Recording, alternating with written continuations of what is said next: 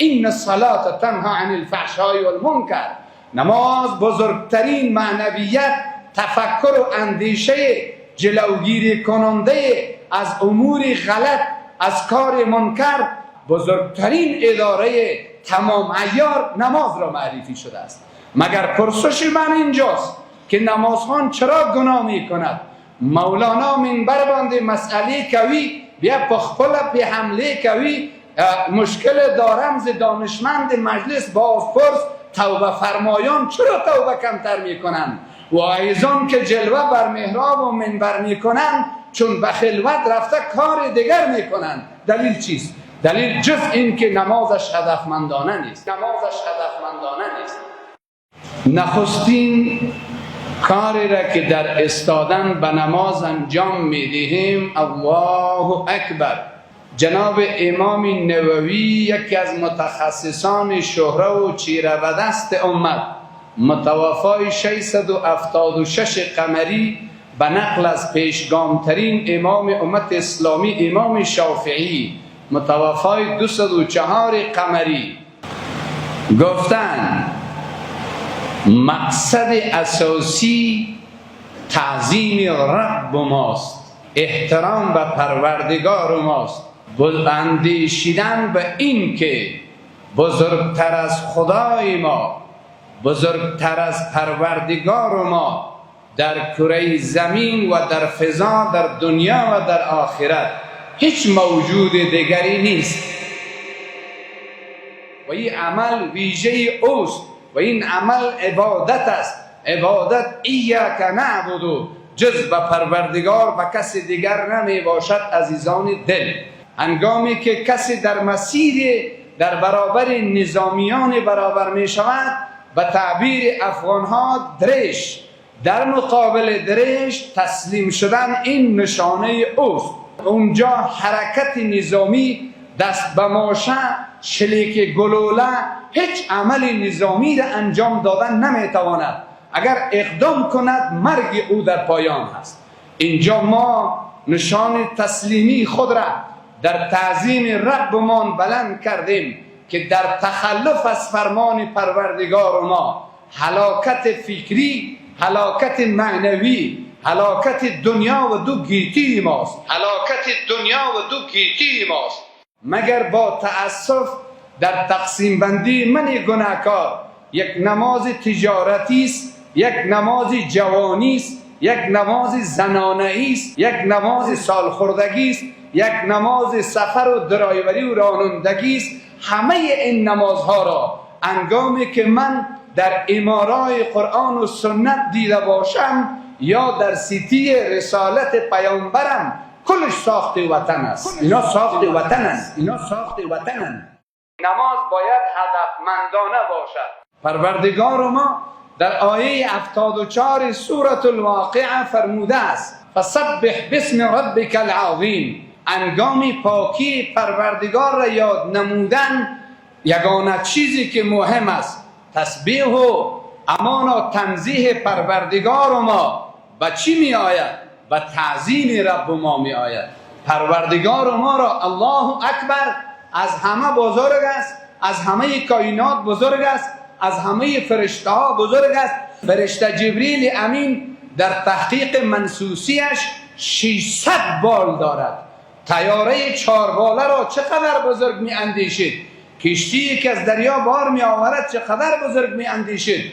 فرشته جبریل 600 بال دارد. از حقیقت و طول و ضخامت، عرض و کیفیتش ما نمیدانیم. ندانستن در این باب کمال ماست و این 600 بال هیچ نوع بزرگی در برابر پروردگار ندارد. الله اکبر من کل شیء. پروردگار از همه بزرگ است، قابل تعظیم و احترام است.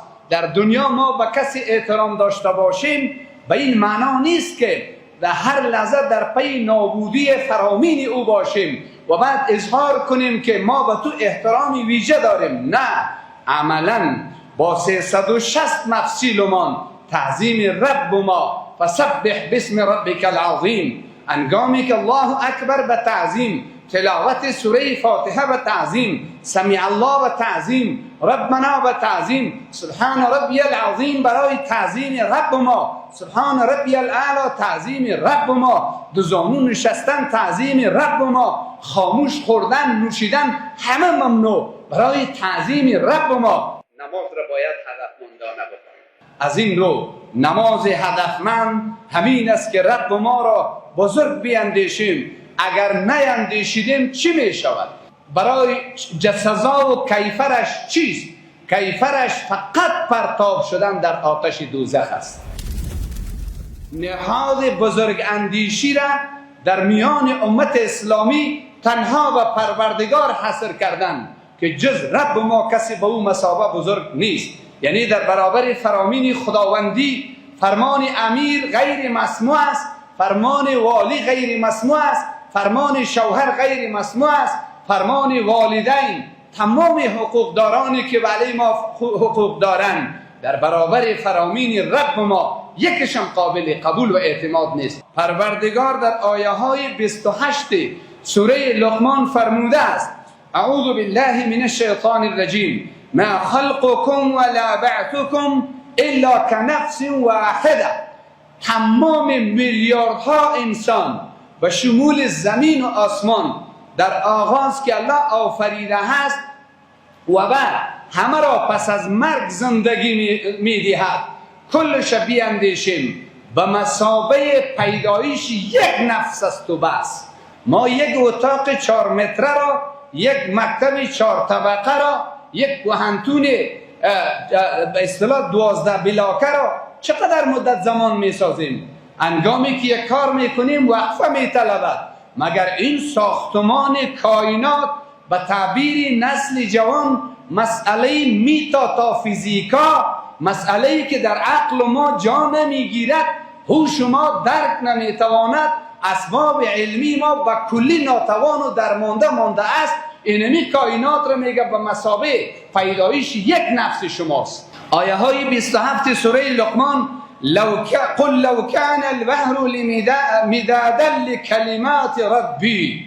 بر رسول گرامی و دنیا اعلام کن که اگر تمام دریاهای دنیا چند دیگر ضمیمه شود، اینا رنگ قلم شوند، تمام درختان دنیا قلم شوند، بعد به صفات رب و معلومات بنویسند، تمام دریای دنیا به پایان میرسد، خلاص میشود و تمام قلم ها و درخت ها به حیث قلم نقطه پایانی میگیرد مگر کلمات، معلومات و علم رب پابرجاست.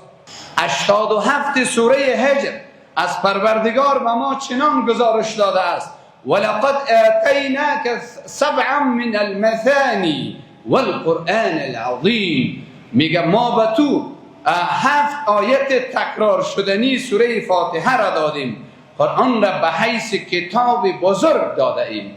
پس قرآن قانون اساسی برگردانش به پشتو، ازبکی و فارسی به حسب نیاز نظام ها اینک چنان بزرگ است. اگر جامعه جهانی 500 سال دیگر از حقوقدان و کارشناس کمیسیون، کمیته های علمی بسازند به مثابه یک بند از مواد قرآنی قانون کشیده، نمیتوانند که از آن پیشتاز بوده باشد. باید فکره ما همین باشد.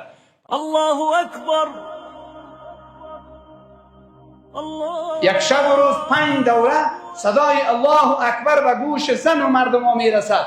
معناش کیست که مردم فراموش نکنید که خدا از همه بزرگ است، در ذاتش بزرگ است، در صفاتش بزرگ است، در تدوین قانون بزرگ است، در مقایسه به جامعه جهانی بزرگ است، در مقایسه به فرشته ها بزرگ است، در مقایسه به زمین و آسمان و برها بزرگ است، بزرگی که به او میزیبد و مانندم ندارد. سبحان ربی العظیم، پاک از پروردگار من، همان پروردگاری که بس بزرگ است. چی خوب زیباست. سبحان ربی الاعلی، نسبت پاکیست به همان رب من که بسیار بلند است، آنچه مناسب شأن اوست. سمیع الله لمن حمیده، پذیرفته است پروردگار بزرگ حمد و ستایش کسی را که مخلصانه انجام داده است. در برابرش پاداش را نیز آماده کرده است. یک مثال را فقها میزنند: سبحان ربی العظیم یعنی بزا که شما ز میگویین، بزا خوانده شود، اما اینجا و است. اگر معنا را بیاندیشیم شما خودتان فیصله کنید. سبحان ربی، یک ساده میخوانند سبحان ربی العظیم، سبحان ربی العظیم، یعنی خواندن مردم است. معناش است نسبت پاکی پروردگار مرا که دشمن سرسختی من است.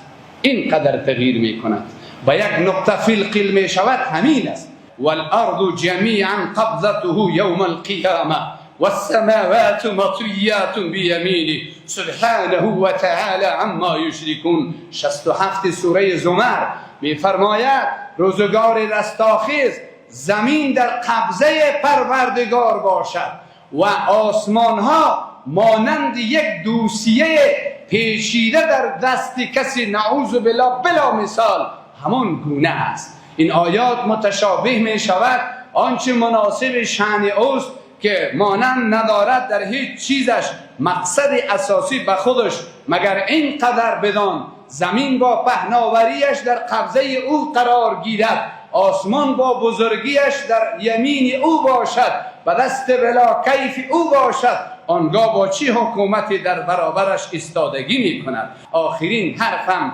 فرشته هایی که تا 600 بال دارند می بینید. فرشته ها اگر 1000 سال استاده باشند کمردرد نمی شوند، 1000 سال به سجده باشند درمانده و خسته نمی شوند، مگر قرآن از آنها می فرماید یخافون ربهم من فوقهم و یفعلون ما یؤمرون.